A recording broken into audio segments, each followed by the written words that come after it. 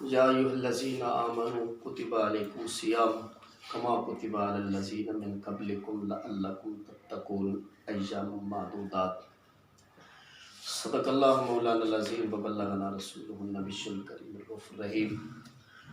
دوستان عزیز، اللہ پاک کا شکر ہے کہ جس نے ہمیں اپنا بندہ بنایا، بے شمار نعمتوں کے ساتھ نوازا ہے۔ جو آیت کریمہ آپ کے سامنے پڑھی گئی سورۃ البقرہ کی ہے، اور یہ دوسرے پارہ کے اندر ماہ رمضان کی آمد ہے، اور رمضان کا استقبال امت مسلمہ، عشاقان رسول، اہل اللہ کے پیارے بندے اس کا استقبال کر رہے ہیں۔ دیکھیں، نقیب محفل کسی بھی نعت خوان یا آنے والے مہمان یا کسی خطیب کا تعارف کروائے تو عموماً لوگ کان بھی نہیں دھرتے ہو، کہتے ہیں کہ یہ ہر آنے والے مہمان کا تعارف ایسے ہی کرواتے ہیں، چونکہ نقیبوں کے خاص جملے، خاص اشعار، خاص ایک انداز ہوتا ہے کہ آنے والے کو جو ہے نا وہ پروٹوکول دے رہے ہوتے ہیں۔ لیکن اگر نقیب سے ہٹ کر کوئی ایسی شخصیت آئے کہ جس کے تعارف کے لیے مفتی شہر، بہت بڑے مفتی صاحب، عالم دین یا قبلہ حضرت صاحب آپ بیک پکڑ کے فرمائیں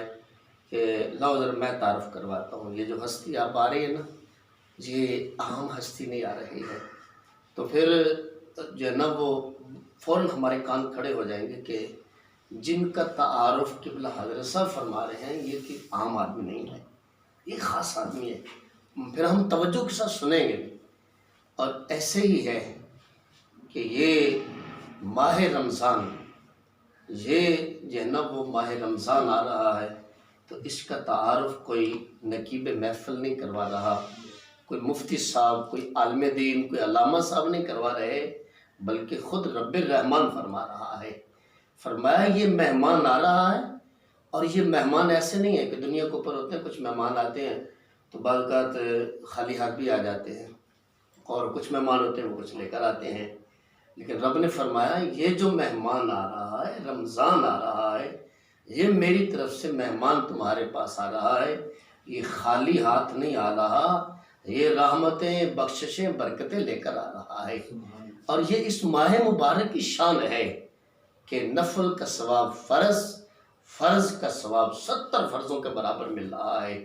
تو اتنا بڑا کرم ہو رہا ہے۔ اور پھر یہ ماہ مبارک عموماً ہوتا ہے، ایک بات میں آپ سے عرض کرنے لگا، اصل میں ایک فکر دینی، ایک سوچ دینی ہے کہ ذرا ہم جو ہے نا وہ اس بات کی اہمیت کو سمجھیں کہ کوئی جو ہے نا وہ شخصیت ہمارے ملنے والے، کوئی عزیز، وہ کہے جناب میں نا بندہ بھیج رہا ہوں تو ذرا اس کا خیال کرنا، اس کا ذرا یہ آ رہا ہے تو ذرا اس کی ٹائل سے بات ٹھیک ہو جائے، تو بندہ پھر اس کے جتنا وہ بھیجنے والا وہ ہمارے نزدیک زیادہ محبوب ہوگا تو پھر اتنا ہی اس کے بھیجے ہوئے مہمان کے احترام بھی کریں گے۔ تو یہ رمضان کا استقبال، رمضان کے نماز تراویح، رمضان کے اندر تلاوت قرآن اور رمضان کا ادب و احترام، یہ اتنا ہی وہ کرے گا جتنا اس کا تعلق اپنے رب کے ساتھ ہے۔ یہ رب کے ساتھ جتنی محبت ہے نا، وہ اس کے پیش نظر پھر اس مہمان کی بھی وہ جو ہے نا وہ قدر کرے گا۔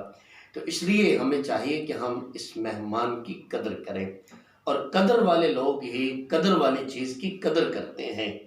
اور پھر یہ نعمت اللہ پاک نے دی، اور اس کے ساتھ ایک یہ بھی جو ہے نا وہ دیکھیں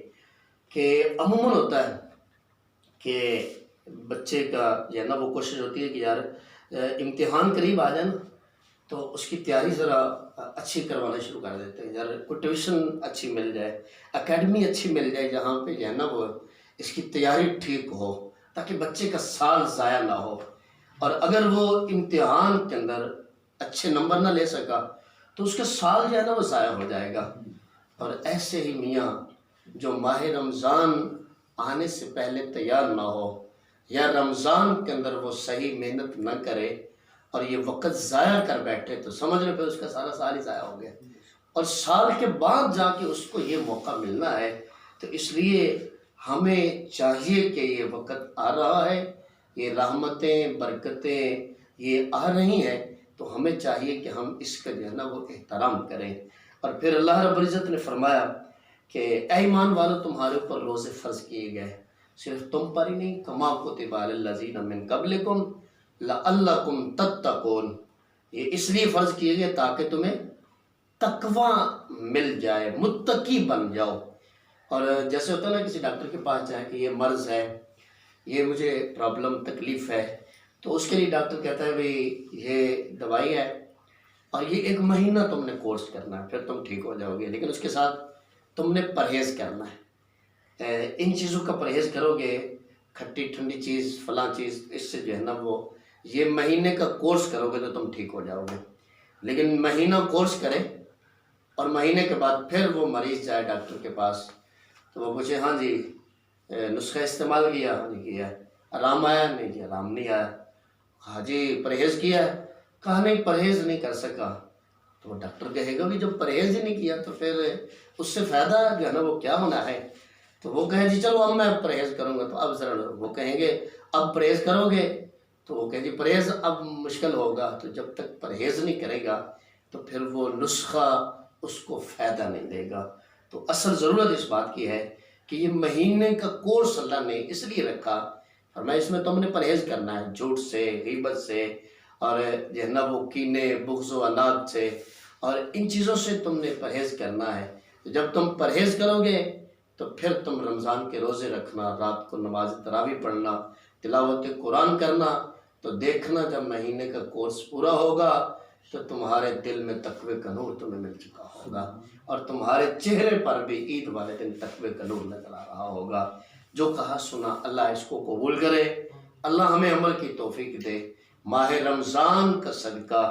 اللہ میرے آقا کی امت پر کرم فرما دے۔ آخر دعوانا الحمدللہ۔